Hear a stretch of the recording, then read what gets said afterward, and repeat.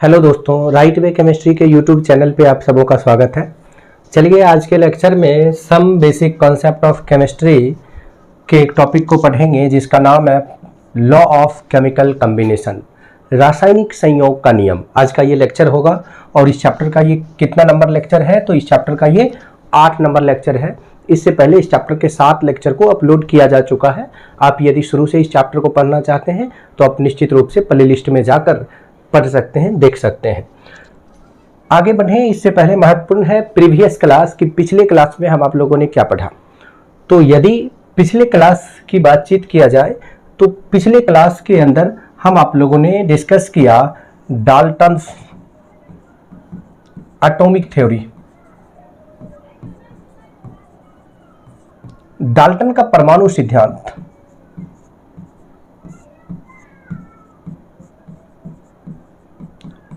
और उससे रिलेटेड वस्तुनिष्ठ प्रश्न, साथ ही साथ उससे संबंधित सब्जेक्टिव प्रश्न भी लिखा गया जिसको आप बनाकर देख सकते हैं।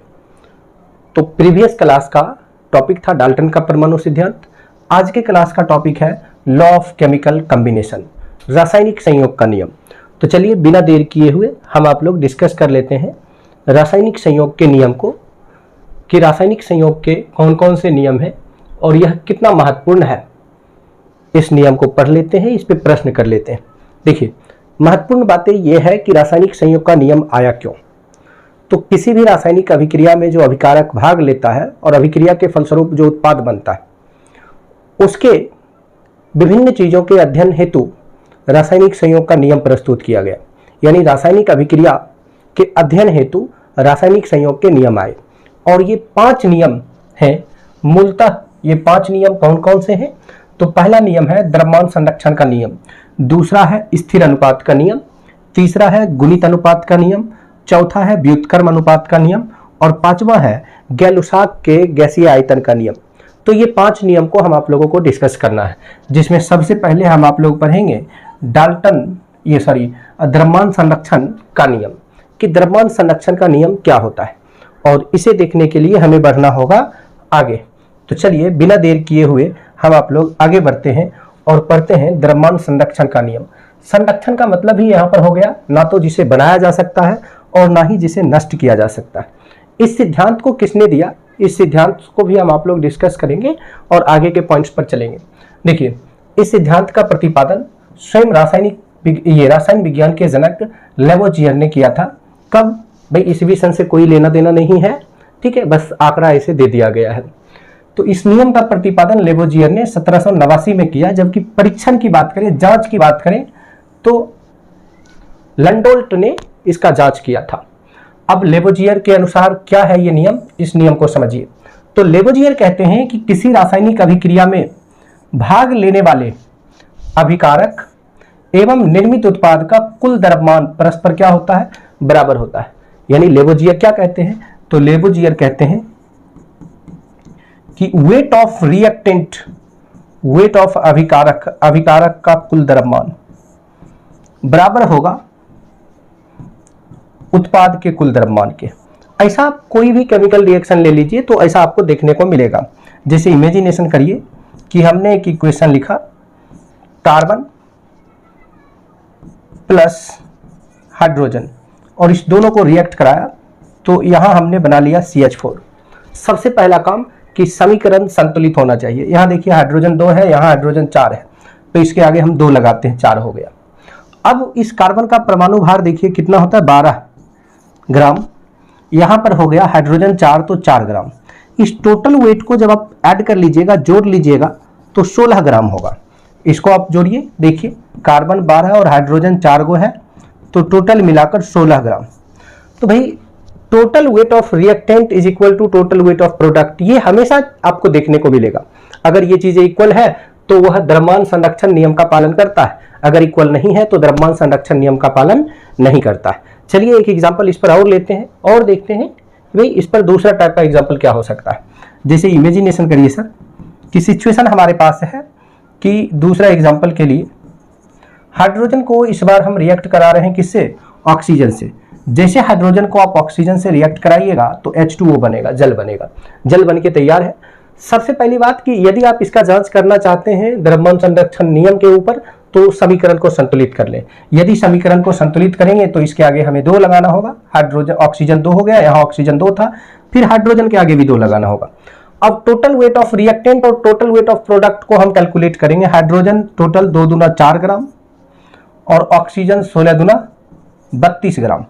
तो टोटल वेट अगर आप कैलकुलेट कर लीजिएगा 32 4 36 ग्राम हो गया। अब आते हैं हम जल के अंदर, और जल के अंदर चलते हैं तो देखते हैं 2 गुना हाइड्रोजन H गुना 2, हाइड्रोजन का परमाणु भार 1, 2 हाइड्रोजन है 2, 1 ऑक्सीजन है 16, तो 16 2 18 गुना 2 इज इक्वल टू 36 ग्राम। तो total weight of reactant is equal to total weight of product. ये चीजें भी आपको देखने को मिल गया। तो द्रव्यमान संरक्षण का नियम आप समझ चुके होंगे। द्रव्यमान संरक्षण का नियम किसने दिया था? लेवोजियर ने दिया। भाई द्रव्यमान संरक्षण नियम के जरिए लेवोजियर क्या कहते हैं कि अभिकारक का कुल द्रव्यमान उत्पाद के कुल द्रव्यमान के बराबर होता है, और ऐसा सभी केमिकल रिएक्शन में होगा, जिस पर 2 एग्जाम्पल भी आपने देख लिया। चलिए अब देखते हैं इस पर आंकिक प्रश्न को कि किस तरह का आंकिक प्रश्न इस पर पूछा जा सकता है। एक थोड़ा सा डीप जाकर हम लोग आंकिक प्रश्न यहाँ पर डिस्कस करेंगे, देखेंगे। जैसे कि यहाँ देखिए सबसे पहला क्वेश्चन, बहुत ही नॉर्मल क्वेश्चन है ये। क्वेश्चन क्या है कि 6.3 ग्राम सोडियम बाइकार्बोनेट को 15 ग्राम एसिटिक अम्ल में डाला गया। कोई जरूरी नहीं है कि यहाँ पर केमिकल रिएक्शन लिखे ही लिखे, बिना रिएक्शन के जरिए भी आप इस तरह के क्वेश्चन बना सकते हैं, केवल नाम लिखकर।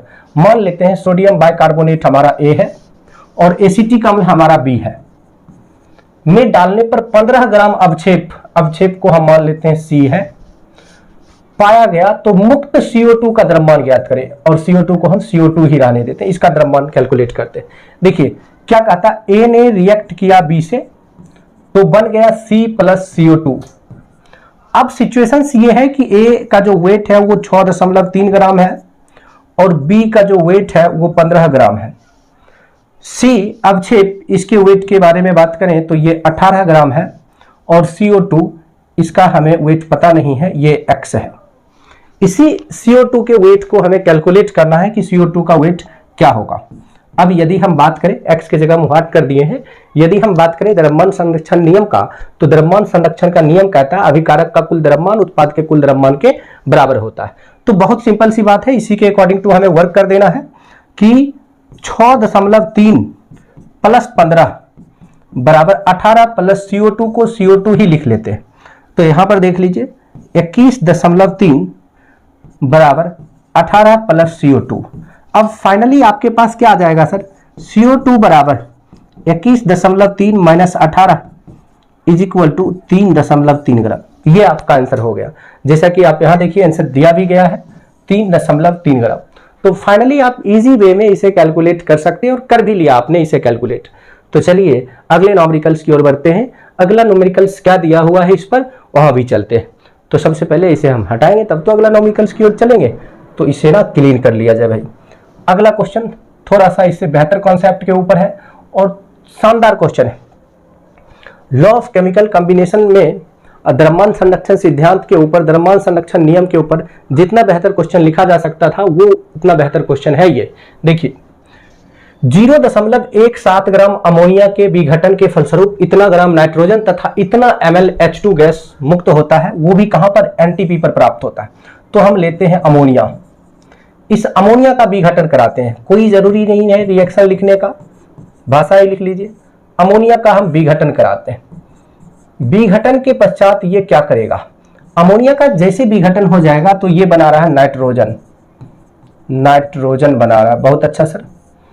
और नाइट्रोजन के अलावा क्या बना रहा है? हाइड्रोजन बना रहा है, हाइड्रोजन बना रहा है। तो हम दोनों को बना लेते हैं। तो कहता है कि क्या यह द्रव्यमान संरक्षण सिद्धांत का पालन करता है? ये जो सिचुएशन है वो पालन कर रहा है या नहीं कर रहा है? देखिए 0.17 ग्राम ये टोटल अभिकारक है। तो उत्पाद हमें देखना है कि इसके बराबर पुर गया तो द्रव्यमान संरक्षण सिद्धांत का पालन किया, अगर नहीं पूरा तो द्रव्यमान संरक्षण नियम या सिद्धांत का पालन नहीं किया। नाइट्रोजन का वेट इसमें 0.14 ग्राम दिया है। मेन समस्या क्या है? मेन समस्या है हाइड्रोजन के आयतन का। हाइड्रोजन का आयतन दे दिया है 336 ml H2, जबकि हमें चाहिए क्या? हाइड्रोजन का द्रव्यमान चाहिए, तभी तो हम द्रव्यमान में द्रव्यमान जोड़कर टोटल द्रव्यमान कैलकुलेट करेंगे। तो अब हमने करना क्या है सर? NTP पर है। कहां पर है? एनटीपी पर। तो सबसे पहले इसका हम मोल निकालेंगे।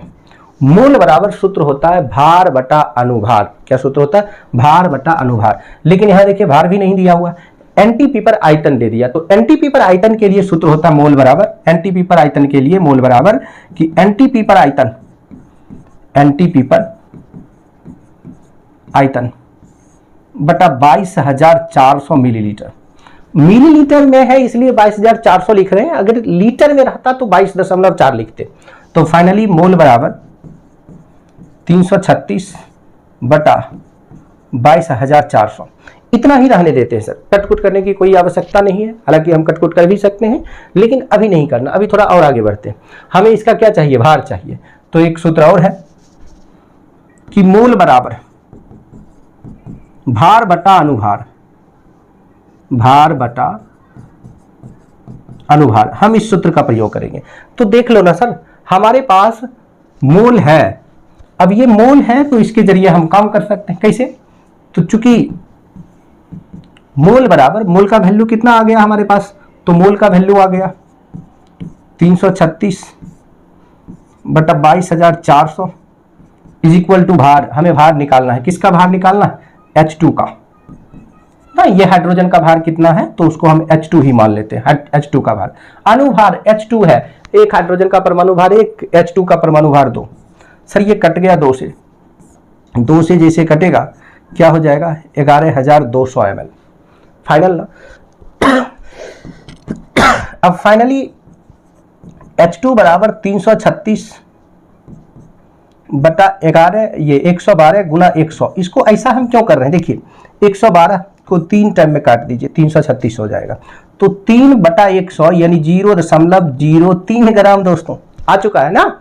अब टोटल वेट ऑफ उत्पाद कर लीजिए। वेट ऑफ उत्पाद प्रोडक्ट इज इक्वल टू, दो तरह का उत्पाद है, एक नाइट्रोजन है 0.14 और एक हाइड्रोजन हो गया 0.03।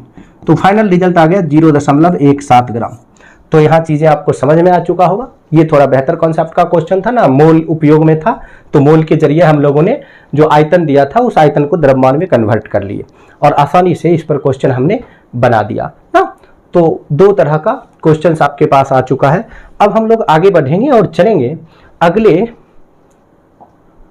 रासायनिक संयोग के नियम के ऊपर। और अगला रासायनिक संयोग का नियम क्या है सर? तो अगला रासायनिक संयोग का नियम है स्थिर अनुपात का नियम, law of definite ratio, law of constant ratio, constant proportion. इस नियम का प्रतिपादन जो था लुईस प्राउस्ट ने किया था। कब किया था? वही तो 1799 में किया था।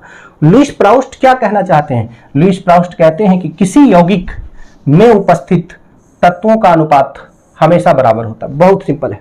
कोई भी यौगिक उठा लीजिए, उस यौगिक में जो तत्वों का द्रव्यमान का अनुपात होगा वह अनुपात ऑलवेज कांस्टेंट होगा, कभी भी चेंज नहीं होगा, कभी भी बदलेगा नहीं। जैसे कि हमने एक एग्जांपल लिया, यहाँ पर एग्जांपल हम लेते हैं CH4। इसमें कार्बन और हाइड्रोजन के द्रव्यमान का अनुपात कैलकुलेट करते हैं। कार्बन का परमाणु भार 12, हाइड्रोजन 4 गो है ना, H4 है। तो ये कितना हो गया सर? 3/1 यानी 3:1। तो जब कभी भी हम मेथेन लेंगे और उस मेथेन में कार्बन और हाइड्रोजन का अनुपात कैलकुलेट करेंगे तो ये अनुपात हमें हमेशा क्या देखने को मिलेगा? तो हमेशा हमें देखने को मिलेगा कितना? 3:1, कभी भी बदलने वाला नहीं है। थोड़ा और आगे बढ़ते हैं, दूसरा एग्जांपल की ओर चलते हैं। H2O, हाइड्रोजन अनुपात ऑक्सीजन। हाइड्रोजन 2, H2 है, ऑक्सीजन 16, कट जाएगा सर 8, मतलब 1/8। तो टोटल मिलाकर 1:8। तीसरा एग्जांपल की ओर आगे बढ़ते हैं। हम लेते हैं CO2, कार्बन बटा ऑक्सीजन, कार्बन 12, ऑक्सीजन O2 16 दूना 32, 4 से काट लो सर, 4 तिया 12, 4 अठे 32, 3:8। तो हमें उम्मीद है इस तरीका से आप अनुपात कैलकुलेट कर सकते हैं। लेकिन जरूरी थोड़ी है कि 2 ही तत्व हो, 3 तत्व भी होगा यौगिक के अंदर। तो अनुपात कैसे कैलकुलेट करेंगे द्रव्यमान का, वो अगले एग्जाम्पल में हम देखते हैं, एग्जाम्पल नंबर 4 के अंदर। तो चौथा एग्जाम्पल जो यहाँ पर हम यूज कर रहे हैं वो है C6H12O6। अब इसको रेशियल फॉर्म में लिखेंगे, C/H/O, कार्बन बरछक 72, हाइड्रोजन 12, ऑक्सीजन 96, कार्बन अनुपात हाइड्रोजन अनुपात ऑक्सीजन, अगर 12 को कॉमन ले लीजिए, बरछक 72, 6 अनुपात 1 अनुपात स्वलछक 96, ना 12 8 96, ठीक 8 हो गया। तो आप देख रहे हैं कार्बन, हाइड्रोजन और ऑक्सीजन, इसके द्रव्यमान का अनुपात है कार्बन अनुपात हाइड्रोजन अनुपात ऑक्सीजन 6 अनुपात 1 अनुपात 8। तो हमें उम्मीद है कि निश्चित रूप से आप रेशियो कैलकुलेट कर सकते हैं, अनुपात कैलकुलेट कर सकते हैं किसी भी कंपाउंड के ऊपर, किसी भी यौगिक के ऊपर। चलिए अब बारी है इस पर एक आंकिक प्रश्न का, तो हम लोग इस पर एक आंकिक प्रश्न देख लेते हैं, एक न्यूमेरिकल्स क्वेश्चन देख लेते हैं। एक ही न्यूमेरिकल्स क्वेश्चन इसके ऊपर लिखा हुआ है, तो उस क्वेश्चन को हम आप लोग क्लियर कर लेंगे सर। क्वेश्चन क्या है सर? बहुत सिंपल सा क्वेश्चन है, इसे हम आप लोग बना के देख लेते हैं। क्वेश्चन क्या कहता है तो ये समझिए। क्वेश्चन कहता है कि 1.375 ग्राम क्यूप्रिक ऑक्साइड हाइड्रोजन गैस द्वारा अवकृत होकर इतना ग्राम कॉपर देता है। मतलब हमारे पास एक ऑक्साइड है, क्यूप्रिक ऑक्साइड है, और क्यूप्रिक ऑक्साइड के अंदर पहला कॉपर का जो ऑक्साइड है, क्यूप्रिक ऑक्साइड, इस क्यूप्रिक ऑक्साइड में दो चीज होगा, एक होगा कॉपर और एक होगा ऑक्सीजन। तो हमें यही तो क्लियर करना है कि कितना कॉपर है कितना ऑक्सीजन है। इसका जो टोटल वेट है वो है 1.375, जिसमें से कॉपर हमारे पास है 1.098 ग्राम। तो दोस्तों ऑक्सीजन का वेट कितना होगा? वही मेरे ऑक्सीजन इसमें से घटा दीजिए 1.098। जैसे इसमें से घटा देंगे तो 15 में से 8 चला गया 7, 16 में से 9 चला गया, फिर से 7 आ गया सर। अब देख लो 2 में से 0 चला गया, तो ये आपके पास आ गया 0.277 ग्राम। ये बातें क्लियर है। अब चलते हैं एक दूसरा प्रयोग है, दूसरा एक्सपेरिमेंट है। दूसरे प्रयोग से इतना ग्राम कॉपर ऑक्साइड से विघटित होता है। एक और कॉपर ऑक्साइड है, Cu ऑक्साइड। इस Cu ऑक्साइड में फिर से दो चीज है सर, और ये कॉपर ऑक्साइड कितना है 1.79 ग्राम। इसमें से कॉपर का वेट कितना दिया है? तो इसमें से कॉपर का वेट, सॉरी सर, ये कॉपर ऑक्साइड का वेट नहीं है, ये कॉपर का वेट है 1.179 ग्राम। कॉपर ऑक्साइड का वेट दिया हुआ है 1.476 ग्राम।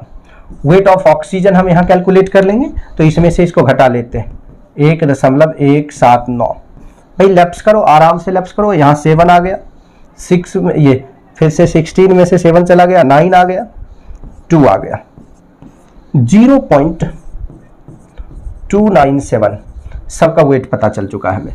अब क्या कहता है? अब कहता है कि क्या यह आंकड़ा स्थिर अनुपात के नियम का पालन करता है? दोस्तों बहुत सिंपल सी बात है, इसमें से यानी प्रयोग 1 से कॉपर अपॉन ऑक्सीजन प्रयोग 1 कर देते हैं, एक्सपेरिमेंट 1 कर देते हैं, तो इसका अनुपात निकालेंगे। इसका अनुपात हमारे पास कितना आएगा 1.098 बटा 0.277। फिर से एक्सपेरिमेंट 2 में जाएंगे, इसमें भी कॉपर और ऑक्सीजन का अनुपात निकालेंगे। यदि लगभग एक जैसा आ गया तो ये स्थिर अनुपात के नियम का पालन किया, और लगभग एक जैसा नहीं आया तो स्थिर अनुपात के नियम का पालन नहीं किया। तो अब इसको हम क्या करेंगे 1.179 बटा 0.297 और दोनों को डिवाइड कर लेते हैं। सर इजी वे में डिवाइड करना, ज़्यादा समय हमें लेना नहीं है, तो हम आसानी से कैलकुलेटर का यूज कर रहे हैं। 1.098 डिवाइड कर रहे हैं 0.277 से।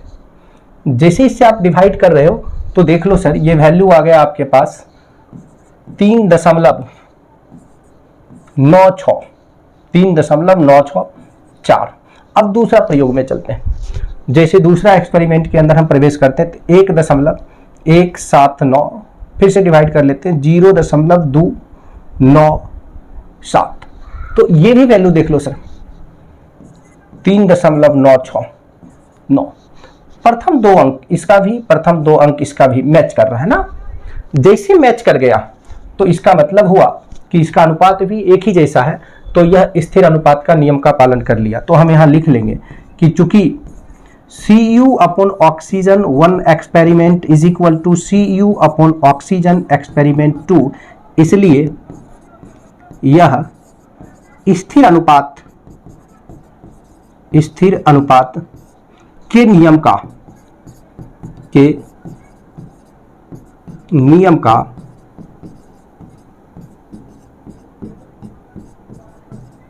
पालन करता है।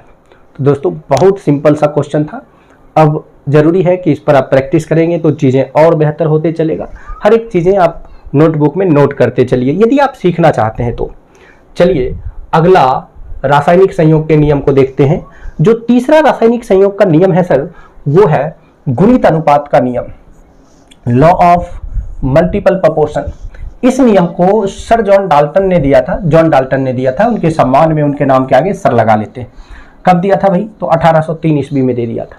ये क्या कहते हैं? ये कहते हैं कि जब दो तत्व परस्पर प्रतिक्रिया कर एक से अधिक यौगिक बनाता है तो एक तत्व के निश्चित मात्रा से प्रतिक्रिया करने वाला दूसरे तत्व का अलग अलग मात्रा सरल अनुपात में होता है ना। देखिए क्या कहते हैं, जब दो तत्व परस्पर संयोग कर दो या दो से अधिक यौगिकों का निर्माण करता है तो एक तत्व के निश्चित मात्रा से संयोग करने वाला दूसरे तत्व का मात्रा सरल अनुपात में होता है।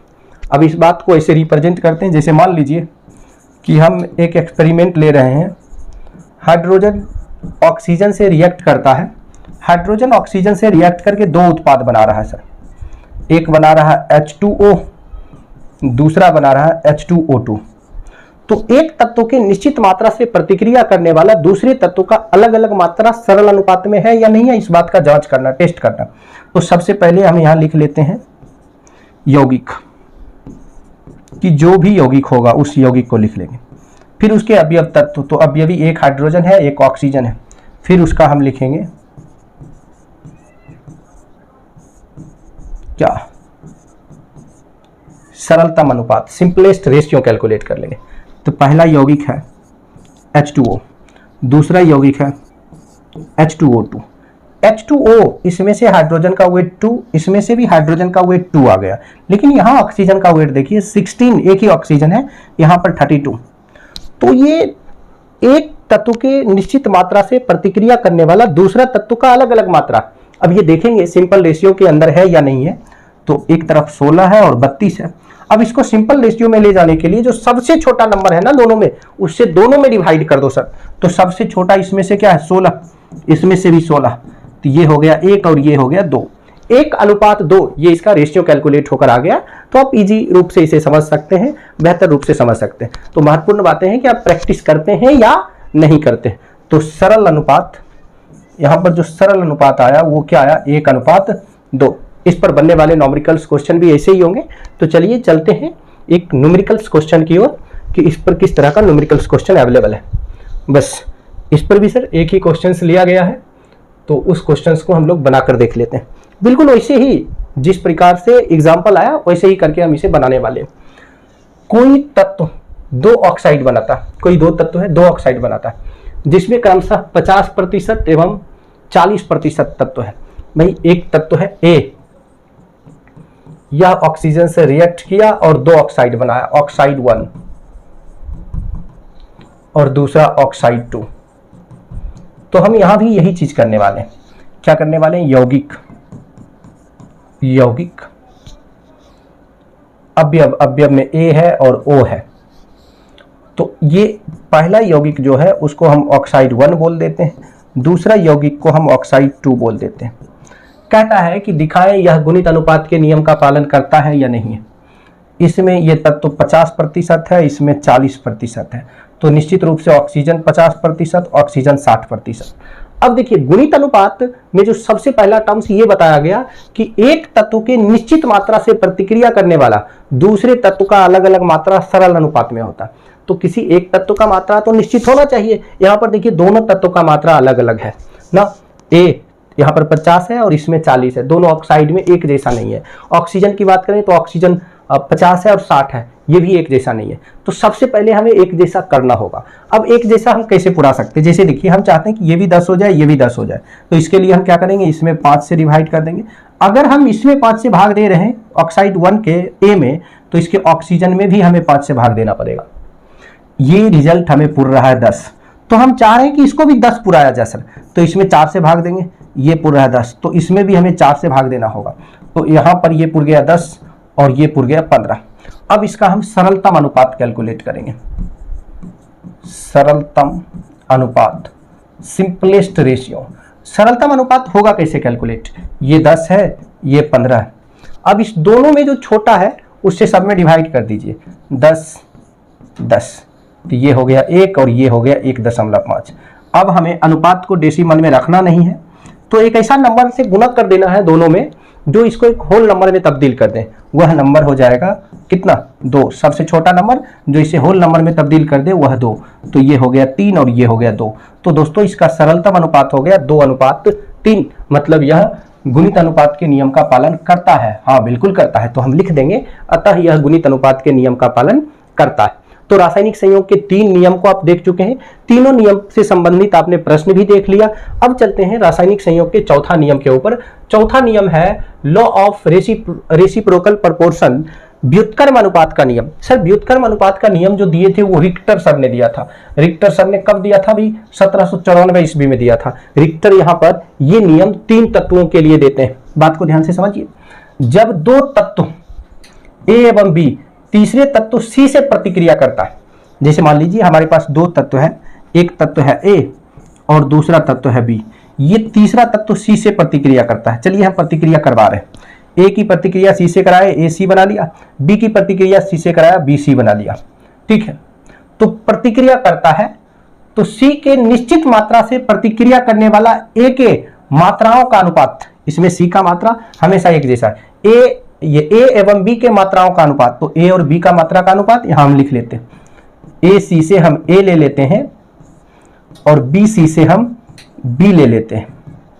इसमें ए बी का रेशियो आ गया, सॉरी इसको ऐसे करते हैं, रेशियो ऑफ ए किससे लेते हैं? ए सी से। रेशियो ऑफ बी किससे ले लेते हैं? बी सी से। ये मात्राओं का अनुपात जब स्वयं ए बी प्रतिक्रिया करता है, ए बी जब खुद प्रतिक्रिया कर लेगा तो क्या बना लेगा? ए बी बना लेगा। तो उसके मात्राओं के अनुपात का अनुपात परस्पर एक दूसरे का सरल गुणज होता है। ऐसा गुणज होगा एक दूसरे का कि जैसे 1 हो जाए, 2 हो जाए, 3 हो जाए, 4 हो जाए, 5 हो जाए, 6 हो जाए, ऐसा गुणज होगा। तो हम मान लेते हैं वो गुणज क्या है? n है। इस n का वैल्यू 1/2, 1, 2, 3, 4, 5, 1/3, 1/5, 1/4 कुछ भी आ सकता है, ऐसा नंबर आ सकता है। तो इसमें हमें फिर से a लेना होगा और इस a को हम सेलेक्ट करेंगे ए बी से, फिर से हमें b लेना होगा और इस b को सेलेक्ट करेंगे ए बी से। तो ये हमेशा एक सिंपल रेशियो में हमें मिलने वाला है। तो वही चीजें यहाँ बोला जा रहा है बहुत ही सिंपलेस्ट फॉर्म में। ये बातें और ज्यादा रूप से समझ में आएगा जब इस पर एग्जाम्पल आएगा ना। तो अभी पहले एक बार मैं रिपीट करता हूं इन बातों को। जब 2 तत्व ए एवं बी तीसरे तत्व सी से प्रतिक्रिया करता है तो सी के निश्चित मात्राओं से प्रतिक्रिया करने वाला ए बी के मात्राओं का अनुपात जब स्वयं ए बी प्रतिक्रिया करता है तो उसके मात्राओं के अनुपात का परस्पर एक दूसरे का क्या होता है? सिंपल मल्टीपल फॉर्म होता है, सरल गुणक होता है। अब इस बात को समझने के लिए हम एक एग्जांपल लेते हैं। जैसे मान लीजिए कार्बन, हाइड्रोजन और ऑक्सीजन। दोस्तों कार्बन जब हाइड्रोजन से रिएक्ट करेगा तो CH4 बनाएगा, कार्बन जब ऑक्सीजन से रिएक्ट करेगा तो CO2 बनाएगा, और हाइड्रोजन जब ऑक्सीजन से रिएक्ट करेगा तो H2O बनाएगा ना। अब इसमें हम चाहते हैं कि हम हाइड्रोजन रेशियो ऑक्सीजन कैलकुलेट कर लें, मल्टीपल सेक्शन इसका कैलकुलेट करें, मल्टीपल फॉर्म कैलकुलेट करें कि नॉर्मल फॉर्म में है या नहीं है। तो देखिए सबसे पहले कार्बन का सेम अमाउंट वाला हमें सेलेक्ट करना होगा। तो हम कार्बन सेलेक्ट करते हैं किससे? CH4 से, सॉरी हाइड्रोजन ना, कार्बन नहीं हाइड्रोजन। हम हाइड्रोजन सेलेक्ट करते हैं किससे? CH4 से। दूसरा सिचुएशन, फिर हम ऑक्सीजन का रेशियो लेते हैं, ऑक्सीजन सेलेक्ट करते हैं किससे? CO2 से। अब जैसे इसे सेलेक्ट कर लिए, अब आएंगे नीचे वाला में, जब हाइड्रोजन ऑक्सीजन स्वयं रिएक्ट करेगा। हाइड्रोजन ऑक्सीजन जब स्वयं रिएक्ट करेगा तो मल्टीपल सेक्शन इसका हमने n मान लिया जो कि सरल गुणक के रूप में आ जाएगा। हाइड्रोजन ले लेते हैं H2O से और फिर ऑक्सीजन ले लेते हैं इसी H2O से और वैल्यू को आसानी से कैलकुलेट करेंगे। अब जो जिसका एटॉमिक वेट परमाणु भार है उस परमाणु भार को इसमें हम रख देते हैं। जैसे देखिए CH4, H4 हाइड्रोजन 4 गो है तो परमाणु भार 4 हो गया इसका। CO2, O2 ऑक्सीजन 2 गो है, 16 दूना 32, बराबर n गुना। अब आते हैं इसके अंदर, हाइड्रोजन यहाँ पर H2O में 2 गो है, 2 H2O में ऑक्सीजन एगो है 16। दोस्तों ये कट गया 8 बार में, ये कट गया 8 बार में, ये 8 8 कैंसिल, तो फाइनली n का वैल्यू 1/1 आया, यानी 1:1। ये बिल्कुल ही सरल गुणक है, एक गुणक है, यानी ये उससे एक गुना, इसके तुलना में ये एक गुना है। हो सकता था इसके तुलना में ये 2 गुना हो सकता था इसके तुलना में ये 3 गुना हो। ऐसे करके इस पे आप काम कर सकते हैं। मैं जरा एक एग्जांपल और आपको समझाता हूं। जैसे मानिए कि हमने ले लिया नाइट्रोजन को रिएक्ट किया हाइड्रोजन से और नाइट्रोजन को रिएक्ट कराया ऑक्सीजन से। तो नाइट्रोजन हाइड्रोजन से रिएक्ट करके NH3 बना लिया, ऑक्सीजन नाइट्रोजन से रिएक्ट करके N2O5 बना लिया।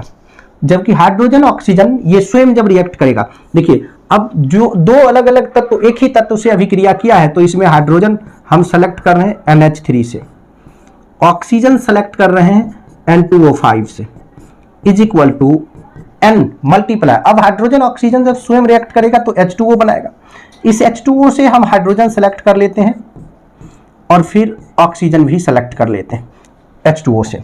अब हाइड्रोजन, यहां पर हाइड्रोजन का वेट देख लीजिए, NH3 है 3, N2O5 ऑक्सीजन भाई 16×5 = 80, 5 गो है ना, तो 16×80 is equal to N multiply H2O hydrogen 2 गो है, H2O ऑक्सीजन 1 गो है, 16×80।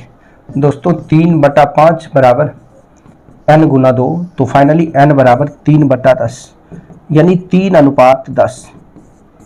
तो 3/10 गुना है एक के तुलना में दूसरा। इसी को कहते हैं सर व्युत्क्रम अनुपात का नियम, लॉ ऑफ रेसिप्रोकल प्रोपोर्शन।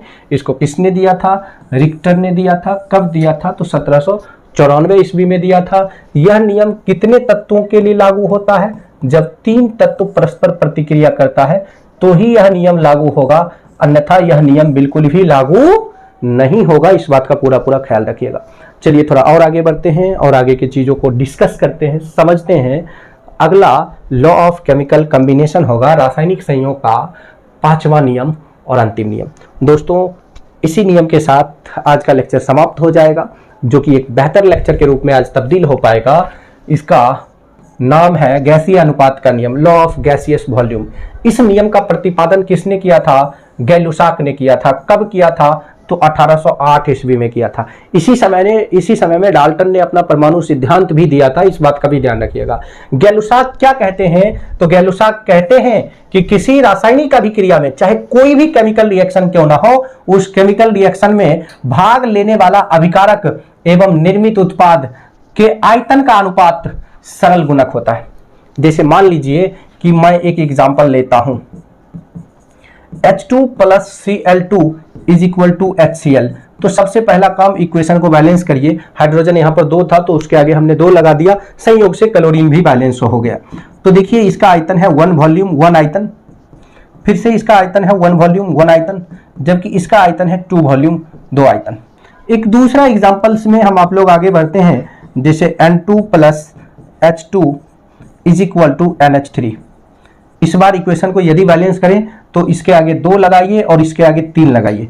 तो देखिए इसका आयतन है 1 वॉल्यूम, इसका आयतन है 3 वॉल्यूम, और इसके आयतन की बात करें तो ये आयतन है 2 वॉल्यूम। सब एक सिंपल अनुपात में। यहाँ पर अनुपात था इस क्वेश्चंस के अंदर, इस एग्जाम्पल के अंदर 1:1:2, जबकि इस एग्जाम्पल में आप देखिए अनुपात तो 1:3:2, तो इस वैल्यू को हम रख लेंगे 1:3:2। सर ये था लॉ ऑफ केमिकल कॉम्बिनेशन, रासायनिक संयोग का नियम। तो आपने पढ़ा रासायनिक संयोग के टोटल कितने नियम होते हैं? 5 नियम होते हैं, और उस 5 नियम को आपने देखा। आप इसे नोट कर लीजिए, नोटबुक में लिखिए। आगे के लेक्चर के लिए फिर अगले क्लास में इसी टाइम में मिलिए। तब तक के लिए बहुत बहुत